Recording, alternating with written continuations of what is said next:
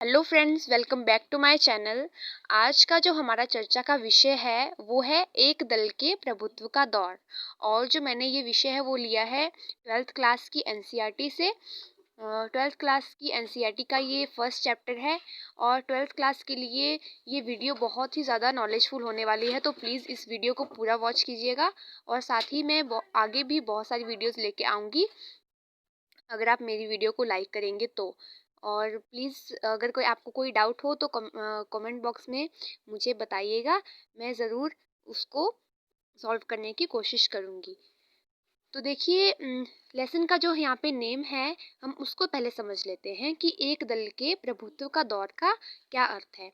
तो देखिए, इसको अगर मैं आसान सी भाषा में कहने का समझाने का प्रयत्न करूँ तो वो यही है कि हमारी भारत की राजनीतिक व्यवस्था में एक ऐसा समय था, एक ऐसा दौर था जब यहाँ पर केवल एक ही दल का प्रभुत्व विद्यमान था और वो दल था कांग्रेस। हमारे भारत में जहाँ कहीं भी चुनाव हो सिर्फ कांग्रेस ही जीतकर आता था। उसे भारी वोटों से जो है मत प्राप्त होते थे उसे, और वो सरकार बना करके यहाँ पर शासन चलाता था। तो देखिए, ये सब पढ़ने से पहले हमें ये पढ़ना होगा कि जो राजनीतिक दल है वो आखिर क्या होते हैं। तो इसका हम लोग पहले अर्थ समझेंगे, फिर उसकी परिभाषाएं समझेंगे, क्योंकि इसका अर्थ और परिभाषाएं अक्सर एग्जाम में पूछी जाती हैं 2 नंबर के क्वेश्चन में। तो देखिए, सबसे पहले हम इसका अर्थ जानेंगे। राजनीतिक दल जो है वो एक ऐसे संगठित समूह को कहा जाता है जिनके विचार एक जैसे होते हैं और जिनकी नीतियाँ एक जैसी होती है। यानी कि देखिए, सबसे पहले ये कोई समूह है और ये कोई समूह ऐसा वैसा नहीं है, ये संगठित समूह है। और इस समूह में जितने भी लोग हैं उनके विचार एक जैसे होंगे, उनकी नीतियाँ एक जैसी होंगी, और वो सत्ता प्राप्ति के लिए ये जो समूह है ये दूसरे समूह के साथ, यानी कि जो ये राजनीतिक दल है ये दूसरे राजनीतिक दलों के साथ संघर्ष करेंगे, चुनाव लड़ेंगे, और फिर उसके बाद जो है वो सरकार बनाने का प्रयत्न करेंगे। अगर ये सत्ता में आ गए तो फिर उसके बाद अपनी नीतियों को लागू करने का प्रयत्न करेंगे। परिभाषाएं हम लोग यहाँ पे समझें तो लीकॉक के अनुसार राजनीतिक दल से हमारा अभिप्राय नागरिकों के उस कम अथवा अधिक संगठित समूह से है जो एक राजनीतिक इकाई के रूप में इकट्ठे कार्य करते हैं।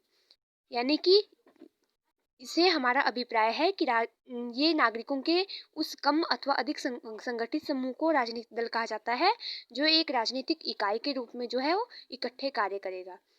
और रिचर्ड ए वाटसन के अनुसार एक राजनीतिक दल लोगों का एक ऐसा समूह है जो सार्वजनिक पदों के लिए एक चिन्ह के अंतर्गत अपने प्रत्याशी खड़ा करेगा। यानी कि आप देखेंगे, जब हम वोट देते हैं तो उस समय पे अलग अलग राजनीतिक दलों के अलग अलग चिन्ह होते हैं जिसको चुनाव चिन्ह कहा जाता है, और जिसके अंतर्गत हम लोग जो है, जिसके अकॉर्डिंग हम लोग जो है वो वोट देते हैं। तो उसके बाद देखिए, जो ये जो परिभाषाएं हैं हम इसको ऐसे के ऐसे ही एग्जाम में लिख के आएंगे। इसके शब्दों में हमें कोई फेरबदल नहीं करना होता है, क्योंकि ये जो शब्द हैं ये किसी के द्वारा कहे गए शब्द होते हैं और इसमें हम लोगों को कुछ भी फेरबदल नहीं करना होता। अगर आप करके आएंगे तो यकीन मानिए आपके मार्क्स जो है वो कट होने वाले हैं। तो इस बात का विशेष ध्यान रखिएगा। दूसरा, मैं यहाँ पे बात करूँ तो हमारे भारत में राजनीतिक दलों का विकास किस प्रकार से हुआ, तो इसको हम लोग 2 चरणों में बांटने का प्रयत्न करेंगे। एक तो हम ये पहले ही देखेंगे कि स्वतंत्रता प्राप्ति से पहले कौन कौन से राजनीतिक दल जो हमारे यहाँ पे विद्यमान थे, कैसे कैसे उनका जन्म हुआ और कैसे कैसे क्या हुआ। तो सबसे पहले यहाँ पर कांग्रेस देखते हैं। इसकी स्थापना होती है 28 दिसंबर 1885 में, और ये ना केवल हमारे भारत का जबकि एशिया का भी सबसे पुराना दल जो है वो कहा जाता है। और इसको कांग्रेस को जो है एशिया का सबसे पुराना दल कहा जाता है, और इसको जो है पामर ने छाता संगठन की संज्ञा दी है। छाता संगठन की संज्ञा इसीलिए दी है क्योंकि उनका मानना था कि जो कांग्रेस है इसमें लगभग सभी जातियों, धर्मों और संप्रदायों के लोग जो है विद्यमान हैं, इसीलिए उन्होंने इसको छाता संगठन की संज्ञा दी है। एग्जाम में अक्सर अक्सर ये क्वेश्चन आता है कि किसने कांग्रेस को छाता संगठन कहा है और क्यों कहा है, तो वो मैंने आपको यहाँ पे बता दिया। दूसरा देखिए, भारतीय मुस्लिम लीग, इसकी स्थापना होती है 30 दिसंबर 1906 में ढाका में। आपकी बुक में दिया है 1905, तो उसको यहाँ पे ठीक करके 1906 लिख लीजिएगा। दूसरा देखिए, हिंदू महासभा, इसकी स्थापना होती है 1916 में। उसके बाद देखिए जस्टिस पार्टी, इसकी स्थापना होती है 1915 में मद्रास प्रांत में, और इसका जो उद्देश्य था वो ये था कि जो गैर ब्राह्मण हैं उनको हम लोग इकट्ठा करें और उनके लिए न्याय दिलवाएं। दूसरा देखिए शिरोमणि अकाली दल, इसकी स्थापना होती है पंजाब में 1920 में, और इसकी स्थापना का एक मुख्य उद्देश्य ये था कि जो वहाँ के गुरुद्वारे थे उनको वहाँ के महंतों के चंगुल से छुड़ा करके सिखों के अंडर लाया जाए। दूसरा यहाँ पे भारतीय साम्यवादी दल, इसकी स्थापना 1924 में होती है, और इसकी स्थापना जो है ये जो लोग हैं ये रूसी क्रांति से प्रेरित थे। उसके बाद revolutionary and socialist party of India 1927 में, स्वराज्य पार्टी आती है 1925 में, जिसकी स्थापना करते हैं पंडित मोतीलाल नेहरू और श्री चित्तरंजन दास बसु। उसके बाद मुस्लिम कॉन्फ्रेंस आती है 1930 में, जिसका नाम 1939 में बदल करके नेशनल कॉन्फ्रेंस रखा जाता है।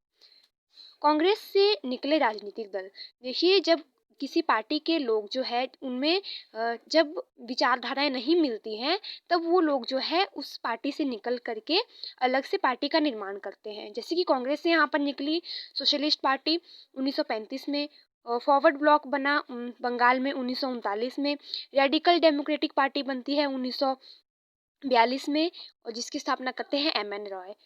और स्वतंत्रता प्राप्ति के बाद भी कुछ राजनीतिक दल आते हैं। देखिए जो निर्वाचन आयोग होता है उसने जो हमारे यहाँ पे जो प्रथम चुनाव होते हैं वो होते हैं अक्टूबर 1951 से फरवरी 1952 के बीच में, और जो निर्वाचन आयोग है वो 14 राजनीतिक दलों को राष्ट्रीय राजनीतिक दल घोषित करते हैं और 39 क्षेत्रीय दलों को इसमें मान्यता देते हैं। और इसमें स्वतंत्र दल आता है 1959 में, किसान मजदूर प्रजा दल आता है 1952 में, सोशलिस्ट दल आता है 1955 में, और जनता पार्टी इसकी स्थापना होती है 1977 में, और वो होती है पीपल्स सोशलिस्ट पार्टी और लोक दल के विलय से, यानी कि पीपल्स सोशलिस्ट पार्टी और लोक दल जो है आपस में मिल जाते हैं और उसके बाद जो है जनता पार्टी का निर्माण होता है। एग्जाम में अक्सर ये क्वेश्चंस आपको आएंगे कि मुस्लिम कॉन्फ्रेंस की स्थापना जो है वो कब हुई, किसने की, और भारतीय साम्यवादी दल की स्थापना कब होती है, जस्टिस पार्टी की स्थापना कब होती है। ये सवाल जो है अक्सर आते रहते हैं, तो इनको आप अच्छे से याद कर लीजिएगा। इसके बाद मैं आपको कल की वीडियो में बताऊंगी प्रथम आम चुनाव के बारे में, द्वितीय आम चुनावों के बारे में और तृतीय आम चुनावों के बारे में, और उसके बाद हम लोग देखेंगे कि जो कांग्रेस है उसको कब कब कहाँ पे किस तरह से उसका प्रभुत्व रहा और किस तरह से बाद में उसका प्रभुत्व समाप्त हुआ, किस तरह से हमारे भारत में एक दल के प्रभुत्व का जो है अंत होता है। देखिए आगे की वीडियोस बहुत ही इंटरेस्टिंग होने वाली है। प्लीज़ आप मेरे चैनल को सब्सक्राइब कीजिए अगर आप नए हैं तो, और बेल आइकन पर क्लिक कीजिए जिससे आपको मेरे वीडियोस की नोटिफिकेशन जल्दी मिल जाएगी।